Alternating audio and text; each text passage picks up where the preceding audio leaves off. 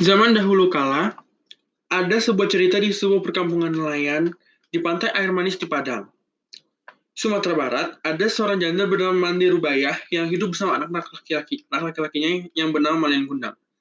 Mandi Rubayah sangat menyayangi dan memanjakan Malin Kundang. Malin kemudian tumbuh menjadi seorang anak yang rajin dan penurut.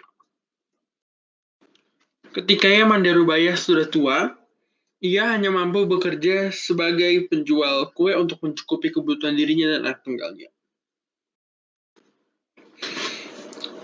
Suatu hari, Malin jatuh sakit keras, hingga nyawanya hampir melayang, namun akhirnya dapat diselamatkan berkat usaha keras ibunya. Setelah sembuh dari sakitnya, ia semakin disayang. Mereka adalah ibu dan anak yang saling menyayangi. Saat Malin sudah dewasa, ia meminta izin kepada ibunya untuk pergi merantau ke kota. "Jangan, Malin. Ibu takut sesuatu denganmu di tanah dan sana. Menetaplah saja di sini, temani ibu," ucap ibunya yang sedih setelah mendengar keinginan Malin yang ingin merantau dan ingin segera pergi.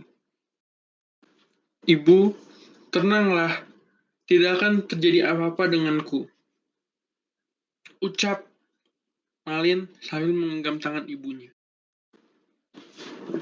"Ini kesempatan, Bu.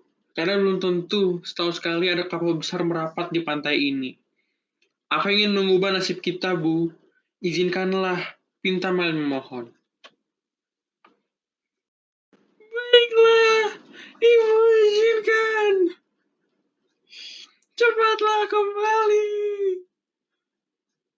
Ibu akan selalu menunggu Bunda."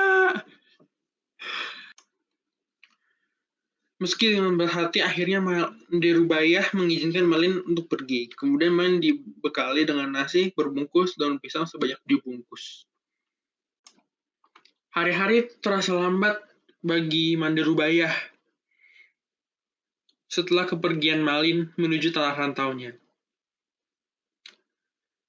Ia selalu merindukan setiap hari.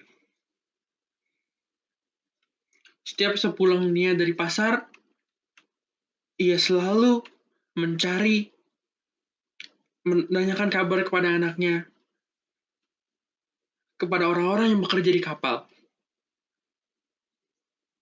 Namun pada setiap saat mempertanyakannya, awak kapal selalu berkata tidak mengetahuinya.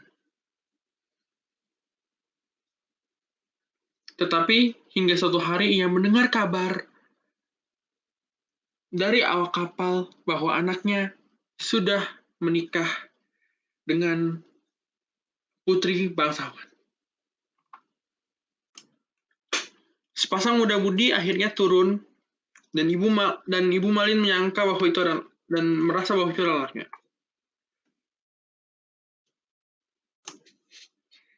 "Malin, anakku, kau benar anakku kan?" katanya sambil isak tangis. "Mengapa engkau begitu lamanya tidak memberi kabar?" "Perempuan jelek inikah ibumu? Mengapa dahulu kau bohong padaku? Bukankah dulu kau katakan bahwa ibumu adalah seorang bangsawan yang sederajat denganku?" "Perempuan gila, aku bukan anakmu." Malin dan istrinya memutuskan untuk kembali ke kapal, dan ibunya pulang dengan tersedih-sedih.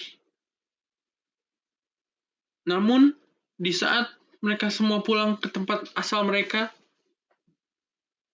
hal yang paling terbalik terjadi.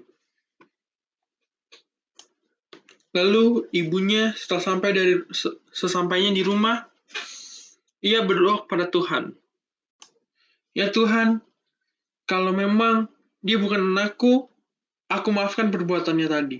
Tapi kalau memang dia benar anakku yang bernama Malin Kundang, aku mohon keadilan-Mu ya Tuhan," ucapnya dengan tangis. Lalu, di saat itu, di tengah-tengah laut, setelah mereka keluar dari pelabuhan pantai, mereka di tengah-tengah perjalanan terombang-ambing mereka di tengah-tengah lautan.